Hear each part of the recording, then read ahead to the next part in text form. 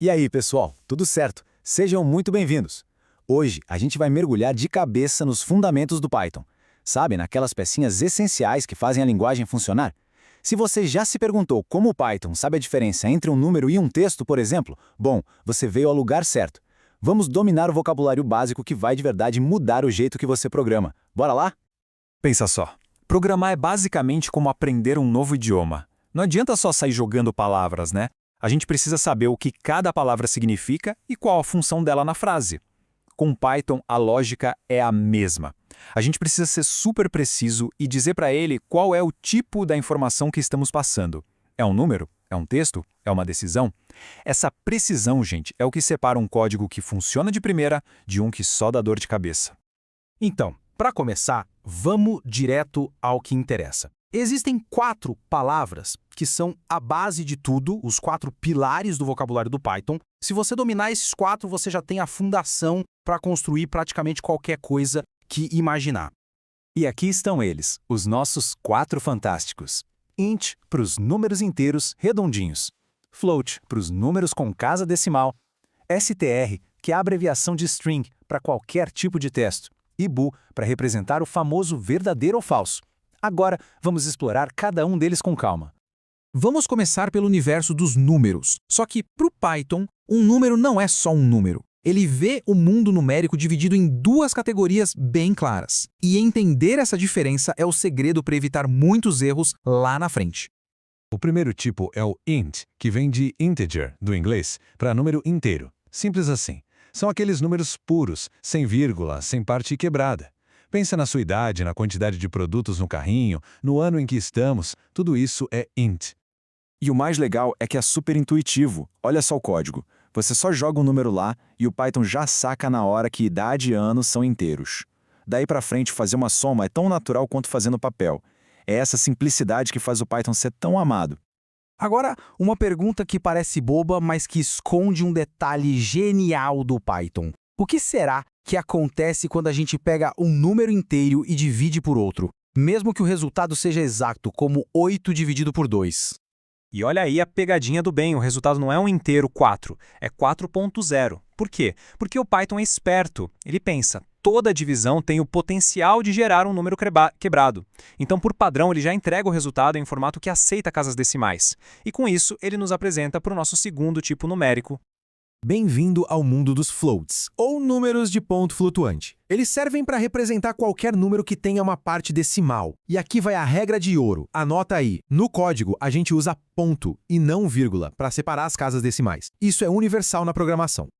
Então, quando a gente está falando de altura, de preço, ou calculando uma média, o float é o cara certo. E não se assusta se o resultado de uma conta vier com esse monte de casas decimais que nem no exemplo da média. Isso só mostra o quanto o Python é preciso. Depois a gente pode formatar e arredondar isso bem fácil.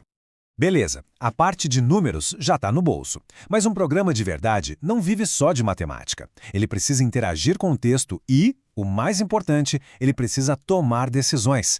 É aí que entram os nossos próximos 2 heróis, as strings e os booleanos.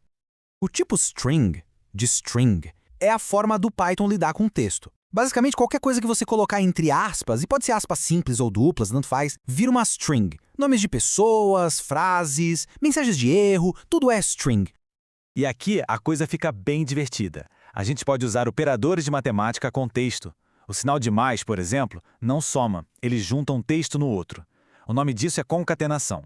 Já o sinal de multiplicação repete o texto quantas vezes você quiser. É um jeito muito poderoso e intuitivo de manipular palavras. Agora, se você quer uma dica que vale ouro, aprenda a usar fstrings. É o jeito mais moderno, limpo e legível de formatar texto hoje em dia. É só colocar a letrinha F antes das aspas, e aí você pode colocar suas variáveis direto dentro do texto usando chaves. Olha como o código fica limpo, quase como se a gente estivesse escrevendo uma frase normal. E por último, mas talvez o mais importante de todos, temos o tipo bool, de booleano. Ele é a base de toda a lógica, de toda a tomada de decisão no seu código. Uma variável booleana só tem 2 estados possíveis, true, com T maiúsculo, ou false, com F maiúsculo. É o sim ou não do nosso programa. Tá, mas de onde saem esses true e false? Eles são o resultado de comparações. Olha o código. A linha idade maior ou igual a 18 não é uma pergunta. É uma afirmação que o Python avalia. Se a variável idade for 18 ou mais, essa afirmação é verdadeira e o resultado é true. Se for menor, a afirmação é falsa e o resultado é falso. É com isso que a gente cria os ifs e faz o programa tomar caminhos diferentes. Ok, a gente já conhece os 4 tipos, mas no mundo real as coisas vêm misturadas. E se a gente recebe um dado como texto, mas a gente sabe que ele deveria ser um número? Aí a gente precisa atuar como um tradutor. E essa habilidade de converter um tipo em outro, que a gente chama de casting, é essencial no dia a dia. E o melhor exemplo disso é a armadilha clássica do iniciante, a função input. Essa função, que a gente usa para pedir algo para a pessoa digitar, tem uma regra sagrada. Ela sempre, sem exceção, devolve um texto, uma string. Mesmo que a pessoa digite o número 25, para o Python aquilo são os caracteres 2 e 5, e não o valor numérico 25. Se você tentar somar um nisso, o programa vai dar erro. A solução? Traduzir, ou seja, fazer o casting. E a solução, felizmente, é muito simples e elegante. Olha só, a gente pega o texto que veio do input e envolve ele com a função int. Essa função age como uma conversora. Ela pega a string 18, por exemplo, e transforma no número inteiro 18. Pronto. Agora, idade número é um número de verdade e a gente pode fazer qualquer conta com ele. Certo, a gente viu todas as peças do quebra-cabeça separadas. Que tal agora a gente ver como elas se encaixam para formar a imagem completa? Vamos montar um pequeno programa que conversa com o usuário e usa tudo que a gente aprendeu. E aqui está o nosso grande finale. Olha que legal como tudo se conecta. A gente pede o nome, que já vem como string naturalmente, depois pedimos a idade e a altura, mas perceba que a gente já converte na mesma linha para int e float, porque sabemos que vamos precisar deles como números. E por fim, com uma simples comparação, a gente cria a nossa variável bool. Estão aí os 4 tipos primitivos trabalhando juntos em perfeita harmonia. E esse é o resultado que o usuário veria na tela. Um resumo bonitinho, organizado, mostrando cada dado da forma correta. Isso aqui é a prova de que a nossa comunicação com o Python foi um sucesso. Ele entendeu exatamente o que a gente queria fazer com cada tipo de informação. E se tem uma coisa que eu quero que você leve daqui hoje, é esta. Programar bem não é só sobre decorar comandos. É sobre entender a natureza da informação com a qual você está lidando. Dominar os tipos de dados é o que vai te permitir construir programas sólidos, eficientes e sem surpresas. É o alicerce de tudo.